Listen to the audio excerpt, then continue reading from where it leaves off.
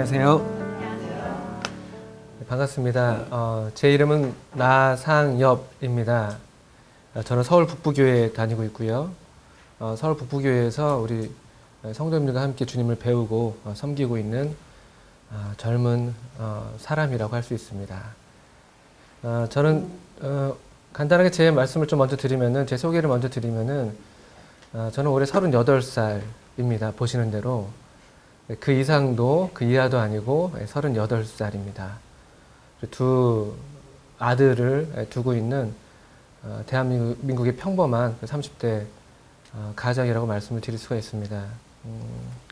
사실 그 간증 또는 뭐 어떤 다른 사람들의 이야기를 듣는다고 하면은 대개는 뭔가 대단한 사람들, 또 뭔가 내가 이루지 못한 좀 특별한 일들을 이루는 사람들, 또 특별한 길을 가는 사람들, 그런 사람들의 이야기에 우리가 좀 관심을 갖기 마련이죠. 그래서 이제 시중에도 사람들의 이야기를 담아놓은 그런 책들을 보게 되면 대개 어떤 위인전들이나 또는 뭐 특출난 어떤 업적을 남긴 사람들, 그런 사람들의 그 이야기들로 이렇게 많이 나와 있는 것을 볼 수가 있습니다. 사실 그 다른 사람의 이야기를 듣는다는 것은 그만큼 그만한 가치가 있다고 여겨질 때 우리가 귀를 기울이고 또 이렇게 마음을 열고 이렇게 그런 마음으로 이제 우리가 접하게 되는데, 사실 그런 면에서 저 개인적으로 좀 부담이 있는 것이 솔직한 마음입니다. 왜냐면 제가 뭐 특별한 것이 있는 것이 아니고 똑같이 아니면 오히려 더 이렇게 평범 이하의 어떤 그런 경험들을 갖고 있고, 또 지금의 제 삶이 또 그렇게 자랑할 만한 것이 못 되기 때문에 어떤 말씀을 드릴 수 있을까 생각을 했습니다.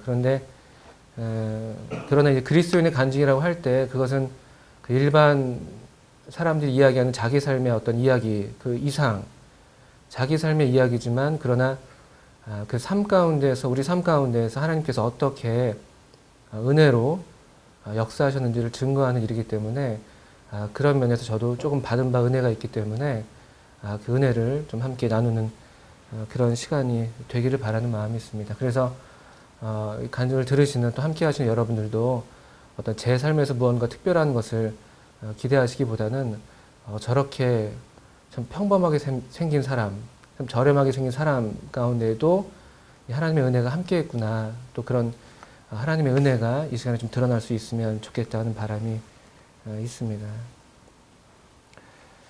우리 잠깐 좀 성경 말씀을 한 구절 좀 같이 보고 싶습니다. 우리 디도서에 있는 말씀인데요. 신약 성경 349쪽에 있는 디도서라는 짧은 편지입니다.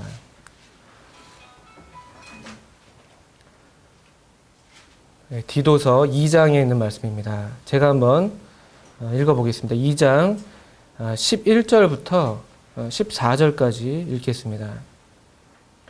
모든 사람에게 구원을 주시는 하나님의 은혜가 나타나 우리를 양육하시되 경건치 않은 것과 이 세상 정욕을 다 버리고 근신함과 의로움과 경건함으로 이 세상에 살고 복스러운 소망과 우리의 크신 하나님 구주 예수 그리스도의 영광이 나타나심을 기다리게 하셨으니 그가 우리를 대신하여 자신을 주심은 모든 불법에서 우리를 구속하시고 우리를 깨끗하게 하사 선한 일에 열심하는 친백성이 되게 하려 하심이니라.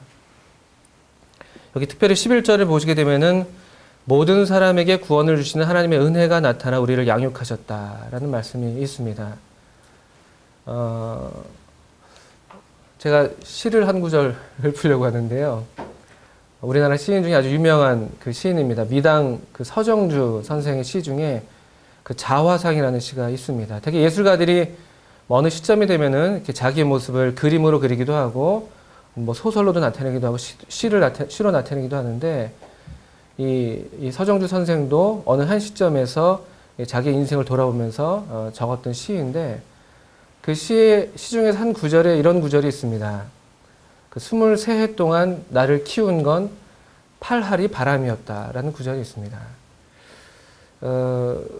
이 말씀을 그 19절과 함께 또 이 말씀을 견주어 봤을 때, 저도 만약에 지금 이 시점에서 또 훗날 어떻게 될지 모르겠지만 지금 이 시점에서 제가 만약에 이번도 그런 기회가 됐는데 제가 만약에 제 인생을 되돌아봤을 때 나를 키운 건 과연 무엇이었을까? 이런 어떤 질문을 스스로 던졌을 때 또 약간 그런 어떤 그 시인의 포즈를 빌려서 저도 얘기할 수 있다면은 38년 동안 38년 된 병자가 아니라 38년 동안 저를 키운 건 하나님의 은혜였다라고 말씀을 드릴 수가 있겠습니다. 그리고 이 디도서 2장 그 11절 말씀이 그것을 이렇게 분명하게 이렇게 보여주고 있는 구절이라서 제 마음에 두고 있습니다. 모든 사람에게 구원을 주시는 하나님의 은혜가 나타나 우리를 양육하시되, 우리를 양육하신 게, 또 저를 양육하신 게, 저를 이때까지 그래도 주님 은혜 가운데, 주님 생명 가운데 계속 머물게 하신 것이 이 하나님의 은혜였다라고 말씀을 드릴 수가 있습니다. 이 첫 번째 시간에 그래서 저는 제가 어떻게 이 하나님의 생명으로 태어나는 은혜를 겪었는지, 그런 은혜를 경험했는지를 먼저 말씀을 드리고자 합니다. 저는 아주 이렇게 모태신앙은 아닙니다. 제가 제 기억으로 한 7살, 취학하기 이전부터 교회를 다녔던 기억은 있는데, 아주 어릴 때부터 이렇게 뭐 태어나면서부터 교회를 뭐 엄마 뱃속에서부터 다녔던 것 같지는 않습니다. 그래서 보시는 것처럼 저는 이제 비교적 온순한 성격의 그 아이였습니다. 위로 이제 형이 있었고 누나가 있었고 제가 막내였는데, 그 어린 시절에도 제가 어떻게 살아남아야 하는지를 본능적으로 깨달았던 것 같아요. 왜냐면 이제 형이나 누나에 비해서 저는 이제 못하는 게 많잖아요. 어쩔 수 없죠. 그거는 능력의 차이가 아니라 그 연수의 차이죠. 그 나이 때 형이 할 수 있는 것을 그 동생인 저로서는 그냥 먼 발치에서 우러러 볼 수밖에 없는 그런 입장이었고, 또 누나도 마찬가지고, 그리고 이제 형이나 누나가 갖고 있지 않은 무언가, 또는 어른들이 형이나 누나에 대해서 하지 않는 그런 뭔가 좋은 이야기들이, 그런 남은 것들, 그런 것들 내가 취해야 되는 것이 아닌가라는 것을 본능적으로 느꼈던 것 같아요. 그래서 저는 상당히 온순하게 컸습니다. 그러면은 어른들이 좋아하시더라고요. 아우, 착하다. 아우, 부모님 말씀 참 잘 듣는구나. 아우, 약도 이렇게 잘 먹어. 아우, 이렇게 착하네. 이런 얘기를 들으면서 자랐어요. 그게 크게 이제 뭐랄까요, 좀 이렇게 어려움을 주지 않고, 사고도 치지 않고, 아주 평범하고, 또 약간 온순하고, 어딜 내세워도 크게 이제 떨어지지 않는 그런 어린 시절이었습니다. 그래서 사실은 우리 부모님들이 아시는지 모르겠지만 저한테 비밀이 하나 있었어요. 제가 미취학 아동이었을 때 착해야 됐기 때문에 항상 무언가 제가 원하는 것을 이렇게 달라는 요구를 하지 못했어요. 지금도 덜어 이제 그런 성격이 남아있는데, 왜냐면은 뭔가 때를 쓰고 달라고 막 하면은 부모님이 싫어하시는 걸 알았기 때문에 그냥 저는 필요 없어요. 저는 괜찮아요. 뭘 준다고 하셔도 괜찮아. 이렇게 하면 좋아하시더라고요. 얘는 착해서 돈도 안 달라고 하고 뭣도 안 사달라고 하고 이런다는 거죠. 그랬는데 제 마음에 근데 뭔가 이렇게 눌려져 있는 그런 것들이 좀 있었던 것 같아요. 그래서 초등학교 들어가기 전으로 기억하는데, 제가 주머니에 수중에 별로 돈이 없었고, 또 사실은 갖고 싶은 게 많았고 그랬기 때문에 도둑질을 했어요. 이게 제가 좀처럼 고백하지 않는 이야기인데, 도둑질을 했습니다. 구멍가게에서 껌을 훔쳤어요. 껌이요. 무슨 모 브랜드의 주씨 무슨 껌이 있습니다. 노란색 포장지에. 그걸 제가 왜 훔쳤는지 모르겠어요. 근데 제 사촌 동생이랑 그냥 거기에 들어갔을 때 그 충동을 이기지 못했어요. 갖고 싶다. 근데 돈은 없었고, 그래서 저도 모르게 이제 손이 갔고, 다행인지 불행인지 주인 아줌마한테 들키지 않았고, 그래서 제가 그것을 하나가 아니라 한 상자, 조그만 한 상자였어요. 제 기억으로는 조그만 한 상자. 통이 좀 컸죠. 그 기억이 있습니다. 저희 부모님은 아마 모르실 거예요. 지금도. 그런데 이제, 그 기억이 하나 있었고, 그리고 또 하나의 이제 기억은, 옛날에 이제 아이스크림을 지금 이렇게 네모난 그 아이스 상자에다가 집어넣어서 파는데, 옛날에 이렇게 동그란 통에다가 이렇게 세워놨었어요. 제 기억이 맞다면은. 그래서 제가 그 사촌 동생과 함께 이제 있으면서 동생 보고 망을 보게 하고, 제가 이제 몰래 가서 또 그 아이스 깨끼를 한 2억 개를 훔쳐서 같이 이제 먹고. 사실 아주 심각한 도벽은 아니었지만, 어린 시절에 누구나 갖고 있는 그런 수준의 어떤 경험이었을지 모르겠지만, 그 두 경험이 제가 잊지 못할 경험으로 지금도 남아있습니다. 그리고 제 기억이 맞다면 7살 때 처음으로 이제 어머니 손에 이끌려서 교회를 다니기 시작했는데, 근데 제가 교회에 가서 잘 알지 못했지만 제가 느꼈던 어떤 감정은 두려움이었어요. 양심의 어떤 송사, 어린 나이였는데도 불구하고 교회 갈 때마다 마음이 무서웠어요. 나는 나쁜 아이인데, 나는 이렇게 도둑질을 했는데. 그 경험이 그 어린 시절에 저를 굉장히 짓눌렀어요. 그래서 교회 갈 때마다 하나님, 하나님이 어떤 분인지도 알지도 못했는데 하나님 저를 용서해 주세요. 제가 너무 이 두려움 가운데서 이제 교회를 접했습니다. 그것이 제가 교회에 대한 처음 경험이었고, 그 처음 경험은 굉장히 어떤 부정적인 인식. 하나님은 무서운 분이고, 나는 이렇게 죄를 지은 나쁜 아이고, 그런 두려움 가운데 있었죠. 그리고 제가 이제 한 9살 때부터 어머니께서 이제 저에게 이제 복음을 전해주기 시작하셨던 것 같아요. 그리고 어머니뿐만 아니고 제가 이제 교회를 9살 때 옮겼었는데 교회에 있었던 모든 분들이 저에게 이제 복음을 전해주셨습니다. 그때가 한 80년대 초반, 80년대 중반쯤 됐었을 텐데 그때는 분위기가 다 그랬어요. 이제 만나는 사람마다 그 인사 잠깐 하고 나면은 별로 저에 대한 관심이 있는 것이죠. 근데 이제 어떤 제 일상생활의 관심이라기보다 딱 그냥, 상엽아 안녕? 잘 있었니? 머리 한번 쓰다듬어 주시고요. 그런데 너 구원 받았니? 너 오늘 죽으면 하늘나라 갈 수 있니? 이 얘기가 이제 그 대화의 중심이었어요. 교회에 가도 항상 그 복음 이야기. 그 죄인은 심판을 받게 된다. 오늘 예수를 믿지 않으면은 지옥에 갈 수 있다. 또 언제든지 우리 주님이 다시 오실 수 있다. 이런 말씀들이 너무나 그때는 강력하게 이렇게 전해지던 그런 때였어요. 그래서 교회가 다소 조금 부정적으로 볼 수도 있겠지만 그러나 교회가 굉장히 좀 엄숙하고 약간 두려움을 어떤 경외감을 주는 그런 공간이기도 했습니다. 물론 이제 그 안에 친밀한 사랑과 교제가 있었지만 그러나 이 성도님들의 관심이 지금 기억할 때 모두 다 거기를 향해 있었어요. 그게 남녀노소를 막론하고 그 만나는 사람이 어른이든 잘난 사람이든 못난 사람이든 어린아이든 할 것 없이 그냥 인사하고 나면 항상 얘기하는 게 그거였어요. 당신은 구원 받았습니까? 거듭나셨습니까? 그 어린 나이에 저도 이제 그 얘기를 그때부터 듣기 시작했죠. 한 9살 때부터. 그러니까 제가 이제 제 속에 있었던 것은 이제 어떤 두려움, 무서운 마음이 하나 깔려 있었고, 또 이제 교회 갔다 오면 복음을 계속 듣게 됐었고, 그런데 그 복음이 온전하게 제 것이 되지 못했었습니다. 그래서 제가 여전히 어떤 그런 공포와 두려움이 계속 짓눌려 있었고,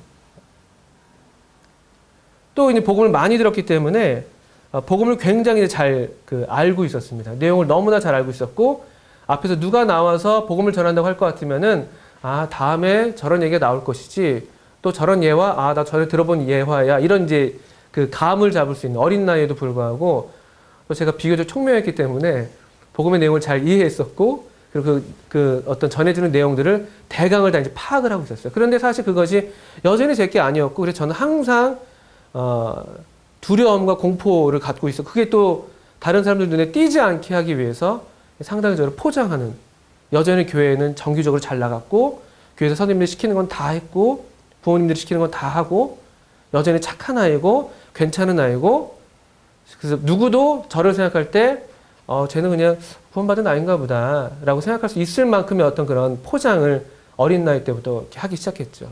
근데 사실은 누가 뭐라고 해도 제가 알죠, 사실은. 제가 알고 있었고, 그러나 그걸 애써서 부정하고 싶었던 것이지, 사실은 그때 거듭나지 않았던 것이죠. 사실은 또 어른들이나 부모님도 사실은 알고 계셨을 거라는 생각을 지금 이렇게 합니다. 그래서 어떻든 이렇게 만날 때마다 또 집에 오신 손님들마다 친척들이 오실 때도 그렇고 다 이렇게 하나님을 믿는 그런 분들이 많았는데 항상 저를 붙들고 그런 얘기를 할 때마다 제가 굉장히 마음이 불쾌했었어요. 불쾌하고 짜증이 나고 또 약간 좀 이렇게 불안해지고 이런 마음들. 그래서 이제 그런 질문을 할 때마다 이렇게 화를 내고 나 구원 받았다고요. 이렇게 막 이렇게 소리를 좀 지른다거나 주제를 빨리 다른 데로 돌리거나 이런 어떤 반응을 보였죠. 그런 반응을 보였던 걸 볼 때는 분명히 그때 구원받지 않은 것이죠. 그래서 만약에 여러분 주위에서도 어떤 그런 복음에 대해서 그런 반응을 보이는 분이 있다면은 아직 구원받지 않았구나라고 아시고 좀 더 기도해 주시고 기다려 주셔도 좋습니다. 어떻든 그런 초등학교 한 3, 4년 시간을 계속 그런 식으로 교회 생활을 하면서 착한 아이로 지냈습니다. 그런데 어느 한 날 87년도 1월 달로 기억을 하는데 저희 집에 아까 말씀드렸지만 형과 누나가 있었는데 저희 집 식구들은 다 그 당시에 하나님을 믿는 가정이었습니다. 근데 딱 한 명, 그러니까 저도 일단 입으로는 하나님 믿는다고 했기 때문에 저도 믿는 사람이 포함됐다면 딱 한 명이 아직 하나님을 알지 못했던 사람이 있었는데 저희 누나였어요. 저희 누나는 저랑 성격이 달라서 저는 좀 이렇게 의문스럽고 이렇게 좀 겉으로는 좋게 보이고 포장하는 그런 스타일인데 저희 누나는 그 굉장히 직선적이고 솔직한 스타일입니다. 기면 기고 아니면 아니고. 저희 누나는 참 쿨하게 자신이 구원받지 않은 사실을 이렇게 공공연히 온천하에 이렇게 자랑하면서 다니던 그런 시절이었죠. 별로 고민도 없어 보였고 제 눈에 보일 때는. 저는 겉으로는 구원받았다고 얘기는 하지만 속으로는 굉장히 좀 두려움이 있었던 입장이었고요. 근데 87년 어느 한 날 누나가 그때 이제 중고등부 무슨 복음 집회를 다녀오고 나더니만 엄청 기뻐하면서 그 집에 들어온 거예요. 나 구원받았다고. 이제 구원받았다고. 그래서 식구들이 다 나와가지고 와 축하한다고 막 그랬던 것 같아요. 저도 이제 그 다들 축하하는 분위기니까 어떻게 합니까? 거기서 또 이렇게 축하해 니를 저도 그랬던 것 같아요. 근데 이제 막 집안이 축제 분위기죠. 드디어 마지막 한 명, 그 망아지 같은 그 딸이 드디어 주님께로 돌아왔다. 이제 이런 그 기쁨 그런 것이 있었습니다. 근데 이제 집안은 온통 이제 기쁜데 제가 근데 마음이 이제 그럼 그 한 밤이 되면서 잠자리에 들어야 되는데 제가 마음이 불안해지는 거예요. 제가 그 전에 아마도 이런 마음이 있었던 것 같아요. 어떤 마음이었냐면은 그래 좋다.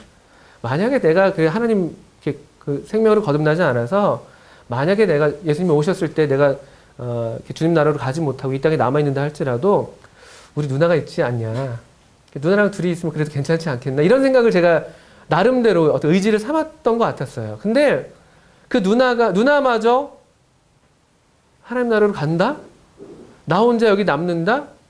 그 생각을 딱 하니까 너무 그 두려운 거예요. 그 어린 나이에 그때 5학년, 6학년 올라가는 무렵이었는데 너무 두려운 마음이 들어가지고 혼자 남는 두려움. 그 두려움 때문에 잠을 이루지 못했어요. 그리고 또 하나 이제 두려움과 또 하나는 부끄러움. 내가 이때까지 이렇게 막 뻥뻥 소리치면서 나 구원받았으니까 건들지 말라고 얘기했는데 그날이 됐을 때 여기 남아있는 나를 보면서 사람들이 어떻게 생각할까? 아유, 쟤는 거짓말장이었네? 그 어떤 수치감, 그런 부끄러움, 그날에 당할 부끄러움을 생각하니까 견딜 수가 없게, 그게 너무 무서웠어요. 혼자 남아지는 그런 공포, 또 그런 형벌의 공포, 그리고 그날에 당할 어떤 부끄러움과 수치, 그런 마음들이 복합적으로 그 어린 5학년의 한 소년의 마음을 짓눌렀습니다. 제가 지금도 어딜 가도 잠을 잘 자는 스타일이에요. 그냥 머리만 나면 자는 스타일인데, 뭐 잠을 잘 못 이룬 적이 거의 없습니다. 근데 그날 잠이 안 오는 거예요. 그날. 너무 무서워서 불면의 밥은 전무후무한 것 같아요. 그날 이후로는. 잠이 안 와가지고 어쩔 줄 몰라가지고 혼자서 막 두려움에 떨다가 처음으로 솔직하게 제 마음을 인정한 거죠. 그 속으로 제가 혼자 감춰왔던 그 마음을 처음으로 인정했습니다. 그래서 제가 자리에서 일어나서 안방에 들어가서 부모님 방에 들어왔습니다. 그래서 어머니한테 가서 엄마 사실 나 구원받지 않은 것 같아. 처음으로 제가 제 얘기를 한 거죠. 처음으로 솔직한 얘기를. 그게 참 저한테는 어려운 일이었던 것 같아요. 제가 자존심도 센 그런 아이였고 보니까 이렇게 남들로부터 어떤 손가락질 당하는 걸 싫어했고 소외되는 걸 싫어했던 그런 입장이었기 때문에 좀처럼 그걸 인정하지 못했었는데 처음으로 이제 사람들 앞에서 제 영혼의 상태를 고백했죠. 그것이 제 인생에서 가장 솔직했던 첫 경험이었습니다. 그 시편 말씀을 보게 되면은 시편 51편에 다윗이 기도하면서 중심의 진실함을 주께서 원하신다라는 그런 고백을 합니다. 하나님은 진실하신 분이기 때문에 하나님은 참되신 분이기 때문에 우리가 우리 자신을 진실하게 드러내기 전에는 하나님이 우리에게 복을 주기를 원하셔도 주실 수가 없는 것을 그때 경험했던 것 같아요. 그래서 제가 그날 처음으로 진실한 제 모습을 하나님 앞에서 또 사람 앞에서 인정하면서 나아갔고 근데 저희 어머니가 마치 모든 걸 알고 있었다는 듯이 기다렸다는 듯이 어머니가 저에게 이제 성경을 펴시고 그리고 또 한 권의 소책자 잘 알려져 있는 책자인데 조지 커팅이라는 분이 쓰신 구원의 안전, 확신, 기쁨이라는 소책자를 같이 펴셔서 저한테 다시 복음을 설명을 해 주셨습니다. 사실 뭐 새로운 내용은 없었죠. 제가 이미 다 알고 있었던 내용인데 그런데 그 구원의 안전 확신 기쁨이라는 소책자에서 그 하나 좀 이렇게 포커스를 맞췄던 그 내용이 뭐였냐면은 구원은 그 감정이 아니라 이루어진 사실에 기초하는 것이다. 그것이 저한테 굉장히 강하게 다가왔어요. 그러면서 그 소책자에서 그 출애굽기 12장을 빌어서 유월절 사건을 가지고 이 어떤 구원의 도리를 설명했었는데, 그때 그 유월절 때 이 죽음의 천사로부터 이 죽음의 징벌을 피할 수 있었던 유일한 조건이 무엇이었냐라고 할 때 피를 바르는 그 한 사건이었다는 것이죠. 그 안에 그 사람들의 상태가 아니라, 그 집안에 있는 사람들이 어떤 느끼는 그런 감정이 아니라, 다만 그 죽음의 천사는 발려진 피가 있냐 없냐, 그것을 근거로 해서 판단했다는 것을 이렇게 그 책이 강조했었는데, 그게 저한테 굉장히 깨우침을 줬습니다. 그래서 그 말씀을 보면서 아, 그렇지, 내가 이미 예수님께서 내 죄를 위해서 다 그 십자가에서 이루신 사역을 내가 다 알고 믿고 있는데 내가 왜 두려워하고 있지? 내가 두려워할 필요가 뭐가 있지? 예수님 이미 다 이루셨는데. 그런 어떤 제가 이미 알고 있었던 들어왔던 복음의 내용이 그날 비로소 제 것으로 깨달아지고 마음으로 믿어지게 됐던 것이죠. 참 복음이 참 신기한 것 같아요. 복음은 어떤 지적으로 내용을 안다고 해서 우리가 생명으로 태어나는 것이 아니라, 하나님께서 하나님 그 말씀을 사용하셔서 우리 가운데서 역사하실 때, 그때 비로소 새로운 생명이 태어나는 것을 제가 그때 경험하게 됐습니다.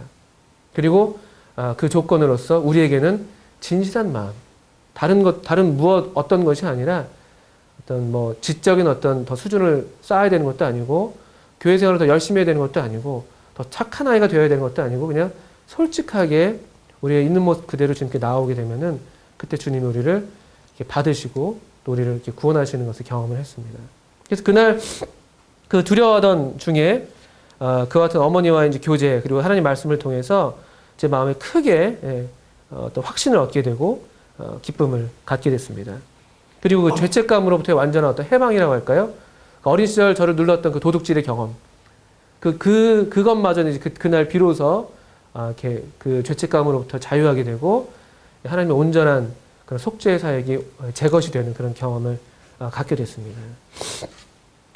그런 후에 제게 이제 어린 나이였지만 제게 한 변화가 있었는데, 저는 지금도 그렇지만 굉장히 성격이 소심하고 내성적인 편입니다. 물론 친구들을 좋아하긴 하지만 어떤 주도적으로 그 아이들이 이끄는 편이 아니라 누가 이끌면 잘 따라가는 스타일인데, 제가 그날 그렇게 복음을 깨닫고 나서 또 예수님의 그 생명으로 거듭나고 나서 제 마음 가운데 이 복음을 전해야 되는구나라는 어떤 그런, 누가 얘기하지 않았는데도 그런 어떤 마음의 소원이 생겼어요. 참 신기하더라고요. 그래서 제 친구들에게 이 복음을 전하기 시작했고, 또 이제 교회로 이렇게 초청해서 데려오기도 하고, 그런 경험들을 제가 아름다운 추억으로 갖고 있습니다. 지금은 그만큼 하지 못해서 좀 아쉬운 면이 있는데, 그래서 참 하나님의 생명은 그냥 정말 생명이기 때문에 그냥 이렇게 정체되어 있는 것이 아니라 계속 자라고 또 자라서 열매 맺는 것이 정상적인 것을 또 그때 경험을 하게 됐습니다. 로마서 10장 말씀을 먼저 또 한번 보시겠습니다. 로마서 10장에 보시게 되면은, 그때는 이 말씀을 알지 못했는데 나중에 이 말씀을 보면서 정말 그렇구나, 이게 그날 제가 경험했던 이 약속의 말씀이구나라는 걸 알게 됐었는데, 로마서 10장 12절 13절 말씀입니다. 유대인이나 헬라인이나 차별이 없음이라. 한 주께서 모든 사람의 주가 되사 저를 부르는 모든 사람에게 부요하시도다. 누구든지 주의 이름을 부르는 자는 구원을 얻으리라. 여기 특별히 13절 말씀을 보시게 되면은 누구든지 주의 이름을 부르는 자는 구원을 얻으리라. 주님의 이름을 부르는 자. 우리 주님의 이름이 예수님이잖아요. 예수님. 마태복음 1장에서는 그 아들의 이름을 예수라고 하라고 이렇게 명하시면서 그 이름의 뜻을 자기 백성을 저희 죄에서 구원할 자다라고 분명히 그 이름을 밝히고 계시는데, 정말로 우리가 우리 영혼에서 어떤 이 죄에 대한 어떤 그 괴로움, 죄로 인한 고통 가운데에서 정말 구원이 필요해서, 도움이 필요해서 그분의 이름을 부를 때 그분은 정말 그분의 이름에 합당하게 또 그 이름이 가리키는 바 그분의 인격에 참으로 합당하게 우리를 그 구원해 주시는, 누구든지 주의 이름을 부르는 자는 구원을 얻게 하시는 그런 분이신 것을 제가 증거할 수 있습니다. 사실 그것은 이 진리는 비단 제가 어떤 그 새로운 생명을, 하나님의 생명으로 거듭났던 그 순간뿐만이 아니라 그 이후에 제 어떤 그 생활 가운데서도 여전히 사실인 그런 하나님의 말씀이라고 제가 증거할 수 있습니다. 왜냐하면은 제가 그렇게 1987년도 1월 달, 제가 13살 때입니다. 그때 이제 하나님의 생명으로 거듭나고 놀라운 변화를 경험했는데 사실 그 생명이 온전하게 자라지 못했어요. 중학교 뭐 그렇게 주일학교 시절 또 중학교 입학해서 시절을 이렇게 시간을 보냈는데 무난하게 보냈습니다. 그러나 이 생명은 가꿔지지 않으면 자라나지 않거든요. 우리가 어떤 뭐 식물을 심고 거기에 물을 주고 또 뭐 때마다 어떤 비료를 쳐주고 또 이렇게 땅을 이렇게 좀 골라주고 이렇게 해야 되는 것처럼 그 생명은 가꿔지지 않으면 자라나지 않습니다. 그리고 되게 황폐해지기가 쉽죠. 근데 제가 그때 참 불행히도 많은 선생님들의 어떤 충고와 조언이 있었음에도 어떤 경건의 훈련, 제 이 새로 태어난 이 하나님의 생명을 잘 귀하게 여기고 가꾸는 일에 제가 좀 소홀히 했습니다. 교회 생활을 했어요. 그런데 개인적으로 성경 읽는 일이 별로 없었고, 기도하는 일도 별로 없었고, 그래서 점점 이 하나님의 생명이 시들어가는 것을 제가 경험을 했어요. 그리고 마침내 또 중학교 3학년 사춘기가 오면서 그 생명이 거의 뿌리째 뽑히는 것 같은 그런 경험을 했습니다. 사춘기였는데 저는 여전히 이제 온순하고 착한 아주 무난한 그냥 그 평범한 중학교 학생이었고 제 짝꿍을 이렇게 만났습니다. 남학생이었는데 그 아이는 좀 소위 좀 노는 아이였어요. 근데 우리가 이제 다 이렇게 그런 어떤 본성을 갖고 있는데 자기한테 없는 걸 좀 부러워하잖아요. 자기한테 있는 것에 대해서 감사하고 만족해하기보다는 나한테 없는 걸 더 이렇게 보게 되고 찾게 되고 그런 본성을 갖고 있는데 그때 또 특별히 사춘기 때는 더 그렇잖아요. 되게 이제 나한테 없는 다른 친구한테 있는 더 좋아 보이는 것들에 이제 탐을 내는 그런 경향이 있었는데 그때 딱 그랬습니다. 저는 어떤 제 평범하고 온순한 교회와 가정이라는 울타리 안에서 그냥 사는 그 삶이 좀 약간 지겹다. 좀 이렇게 뭔가 흥미가 없고 그런 어떤 순간이었다면 그 친구는 이미 좀 어떤 그 노는 경험을 하면서 오히려 저 같은 좀 착하고 온순한 그런 어떤 스타일의 학생이 또 좋아 보이고 저는 오히려 그런 학생 좀 울타리를 벗어나서 좀 자유롭게 노는 것처럼 보이는 그런 학생이 좋아 보였고 둘이 딱 그렇게 만난 거예요. 그래서 그 친구는 저에게서 어떤 뭐 좋은 것이 있었다면은 그럼 좀 공부하려는 그런 어떤 마음의 동기를 좀 더 받았다면은 저는 난 좀 더 놀아봐야겠다 이런 동기를 서로 주고받았죠. 뭐 상생인 건지 뭐 이게 상부상조인지 모르겠지만 어쨌든 그렇게 그 친구를 만나면서 어떤 그 전에 제가 감히 뭐 생각은 했었어도 감히 그 행동으로 옮기지 못했던 그런 행동들이 이제 그 친구를 빙자해서 그 친구를 핑계 삼아서 이제 저도 이제 하나씩 하기 시작했죠. 그리고 또 이제 제가 어떤 그 사춘기 때 막연한 어떤 동경이 있었는데 저는 문학을 하고 싶었어요. 문학이요. 소시적 꿈이 시인처럼 좀 생겼잖아요. 시인. 아니면 화가. 이 두 가지 꿈을 이제 갖고 있었는데 근데 중학교 들어가면서 시인이 되고 싶었거든요. 근데 또 시인에 대한 어떤 문학하는 사람에 대한 막연한 동경 또 그 문학하는 사람들이 어떤 그 보여왔던 그 기이한 행적들 거의 기인 같은 삶을 살고 뭐 이런 게 굉장히 멋있어 보였고 나도 저렇게 살아야지 그런 어떤 마음에 막연한 동경이 있어서 그게 딱 맞았죠. 되게 이제 문학하는 사람들 술 좋아하고 뭐 맨날 담배를 평생 이제 지니고 살고 그러다 이제 아주 슬픈 인생을 마감하고 막 기침하고 기침하면 피를 막 토해내고 이제 그런 그림들이 딱 이미지잖아요. 고생하고 막 가난하고. 근데 제가 이제 그걸 동경했었어요. 중3 말에 이제 그게 이제 딱 맞으면서 격동의 사춘기와 그 친구가 제게 열어준 신세계 저것이다. 문학으로 가는 길이다. 그래서 제가 이제 급속하게 정말로 저도 걷잡을 수 없을 만큼 급속하게 이제 그런 그 새로운 세계 사실 죄악된 세계인데 그 세계 가운데로 제가 이제 빠져들게 됐었죠. 뭐 그때는 뭐 제가 성도라는 거, 제가 거듭난 성도라는 게 너무 불편했어요, 오히려. 그걸 제가 부정하지는 않았는데, 그리고 제가 그런 어떤 그 죄를 짓고 살면서, 내가 정말 구원받았나, 내가 좀 거듭났나, 이런 의심은 들지 않았어요, 신기하게도. 그런데, 내가 거듭난 사람으로서, 내가 그리스도인으로서 이렇게 살면 안 되는데, 그런 부담. 또 막 죄송한 마음, 죄책감. 그러니까 불편한 거예요, 막. 친구들을 보니까, 쟤네들은 너무 즐겁게 인생을 즐기고 있는데, 나 혼자 이런 정말 그 마음고생은 또 마음고생들을 하고 있고, 그런 게 너무 힘들었고, 그래서 오히려 너무 일찍 구원받은 것이 좀 후회가 되는 약간 그런 정말, 성도로서 참 합당하지 않은 생각을 하기까지 이르는 그런, 때가 그때였습니다. 근데 친구들과 어울려 놀 때는 엄청 재밌어요, 막. 그리고 이제 위악이죠, 위악. 친구들과 놀 때는 제가 원래 본성이 착한데도 일부러 나쁜 척 해야 되는 거예요, 막. 입도 막, 말도 막, 거친 말들 막 해야 되고. 상상이 안 가시잖아요, 그죠? 그 막 행동도 막 나쁜 행동을 해야 되고, 그 친구들이 하는 행동 가운데 저도 있어야 되고, 같이 거기서 낄낄대고 있어야 되는 거고, 안 그러면 저도 이제 소외되는 게 싫으니까. 그러니까 위악이죠, 위악. 그러니까 위선보다 더 힘든 게 위악이에요, 사실은요. 위선은 그래도 우리가 선하고자 하는 추구가 있잖아요, 또 약간은. 그래서 이제 그걸 좀 즐기는 편인데, 근데 위악은 생각만큼 쉽지 않습니다. 그래서 그렇게 친구들과 막 어울려서 놀 때는 막 낄낄대고 히히대고 하다가도 집으로 돌아올 때, 늦은 밤이죠, 이제 그 고등학교 때 막. 늦은 밤에 헤어지고 나서 막 거친 욕으로 인사를 서로 주고받고 헤어지고 나서 올 때 그 밤길이 너무 허탈한 거예요. 없죠. 사람들도 없죠. 그냥 타박타박. 제 발자국 소리밖에 안 들려요. 거의. 그리고 이제 엘리베이터를 타고 집으로 올라오는데 그 거울 속에 보이는 엘리베이터 거울들이 있잖아요. 뭐 3면으로 거울이 둘러싸여 있잖아요. 거울에 보이는 그 제 모습이 너무 낯선 거예요. 이게 아닌데. 내가 원하는 삶이 이게 아닌데. 내가 지금 이렇게 애들과 낄낄대고 놀다 들어오지만 그 거울 속에 있는 제 모습이 내가 아닌 것 같고 그런 어떤 굉장한 어떤 내적인 갈등과 고민을 했습니다. 밤마다 많이 울었어요. 이건 아니다. 내일부터 내가 새로운 인생을 살아야 되겠다. 제가 이런 시절을 겪었는지 잘 모르죠, 다들. 식구들도 잘 몰랐을 것이고.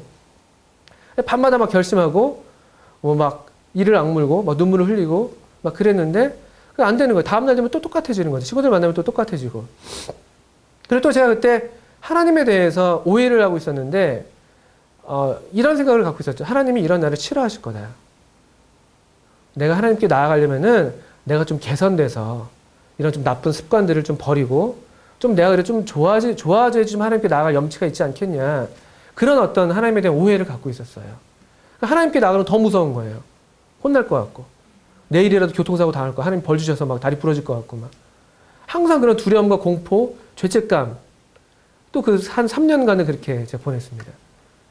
밤마다 울기도 많이 울었고, 그 정말 어떤 그 완전 분리된 삶이죠. 내가 원하는 삶은 이게 아닌데, 내가 살고 있는 지금 현재의 삶은 너무나 정반대의 삶이고, 그 사이에서 완전히 정말 이중적인, 그것만큼 괴로운 게 또 없잖아요. 사람이 차라리 악하면 악한 대로, 또 차라리 선하면 선한 대로 이렇게 한쪽 일치된 삶을 살면 거기에서 우리가 큰 어려움이 없는데, 이 성도들, 그 어떤 거룩한 삶을 살고 있지 않은 성도들이 겪는 고통은 사실 말할 수 없는 큰 고통입니다.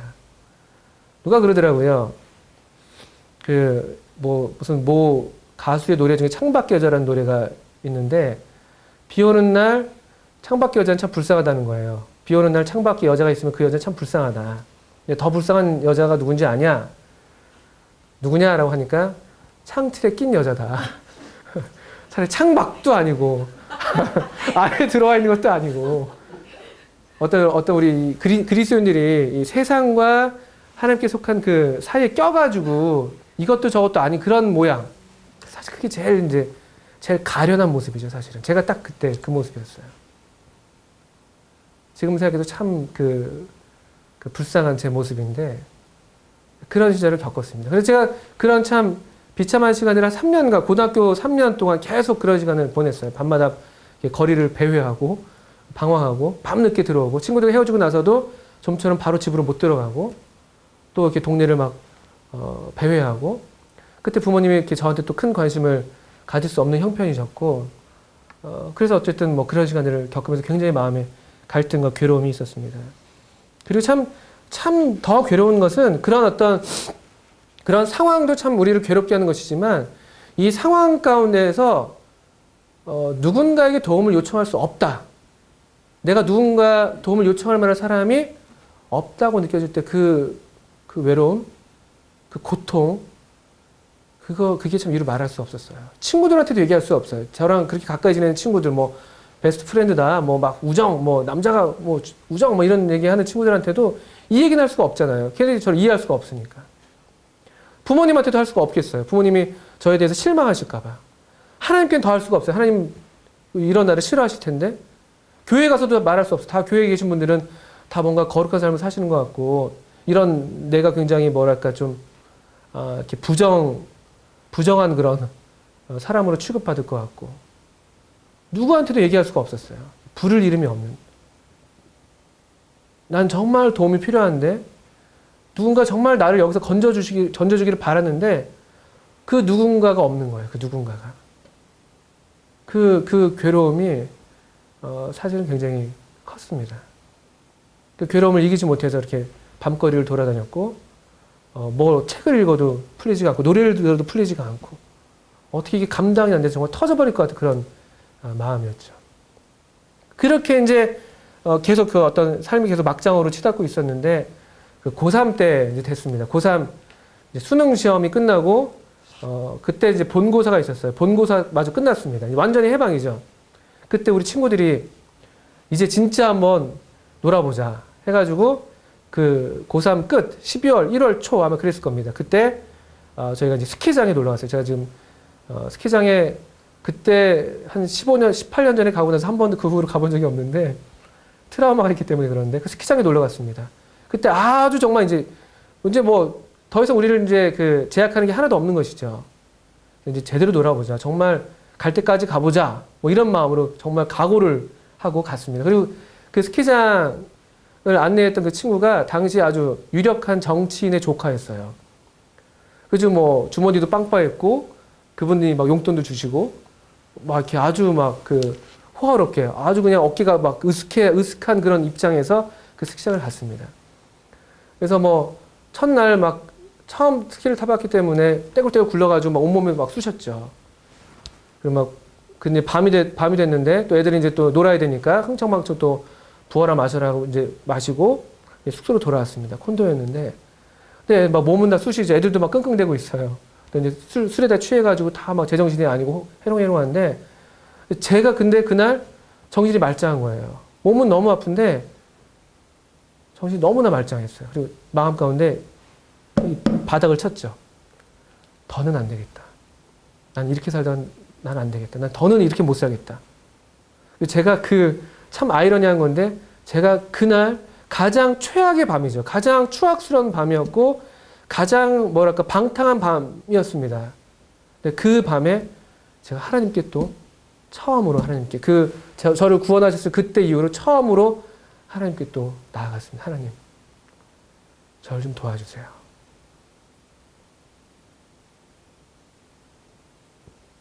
그 전에 제가 하나님께 나아갈 수가 없었거든요. 하나님 무서웠거든요. 더 이상 제가 어떻게 할 수가 없었어요. 누구한테 얘기할 데도 없고. 하나님, 저를 좀 도와주세요. 제가 더 이상은 이렇게 못 살겠습니다. 그게 제 생애 두 번째로 진실했던 순간입니다. 87년도 구원받았을 때 그 한순간. 그리고 또 그날. 하나님은 언제나 저를 최악의 밤에서 만나주셨어요. 저는 그만큼 그 최악의 순간이 되기 전까지는 좀처럼 저 자신을 인정하지 않는 사실은 굉장히 자존심이 센 그런 사람이었던 거죠. 그때 제가 정말 아이러니하게 그런 가장 최악의 밤에 그분의 이름을 불렀고 그리고 그날 밤에 어떻게 지나간지 모르겠어요. 그렇게 밤이 지났고 화장실 거울 앞에서 그렇게 제 얼굴을 보면서 하나님의 이름을 불렀고요. 그날 밤에 그렇게 지나갔는데 그리고 그 후에 참 놀랍게도 하나님께서 가장 어떤 비천한 가운데서 부르짖은 그 한마디의 기도를 주님께서 귀를 기울이셨어요. 그 후에 마음이 좀 새로워지는 걸 경험했어요. 이래서 안 되겠다는 그런 마음이 생겼었고, 그리고 뭔가 새로운 마음이 생기면서 아, 내가 하나님께로 돌아가야 되겠다. 이런 마음이 생기고 또 교회로 다시 돌아가야 되겠다. 그런 마음이 생기면서 그때 주님께서 제 마음을 새롭게 해주시고 또 저를 성도들 가운데로 다시 불러주셔서 성도들과 함께 교제하는데 캠프를 이제 가게 하셨고 2번 연속 캠프를 갔는데 캠프에서 그 누리는 성도와의 교제 또 하나님 말씀으로 이렇게 배우는 어떤 배우는 즐거움 그런 것들을 제가 그 일순간에 그걸 확 맛봤어요. 그 순간에. 이렇게 좋은 게 있었구나. 그렇게 하나님께서 저를 이제 회복시키는 그런 일을 93년 12월 그 어느 한날 밤 제가 진실했던 그 순간으로부터 다시 회복시키시는 그런 일을 시작하셨습니다. 저는 그렇게 말씀드릴 수 있습니다. 로마서 10장 13절 말씀을 읽었는데 누구든지 주의 이름을 부르는 자는 구원을 얻으리라. 이것은 단순히 우리가 어떤 하나님의 생명으로 거듭나는 그런 때에만 필요한 말씀이 아니고 우리가 구원의 삶을 살아가는 이 매일의 삶에서도 여전히 우리가 연약하고 또 실패하고 또 실수가 많고 또 그럴 때 여전히 의지할 수 있는 또 변함없는 동일한 하나님의 말씀이라는 것이죠. 이 말씀이 또 저를 계속해서 지금까지 제게 의지가 된 말씀입니다. 다음 시간에 좀 더 이어서 그 후에 또 주님께서 어떻게 저를 인도하셨는지 함께 말씀을 나누겠습니다. 감사합니다.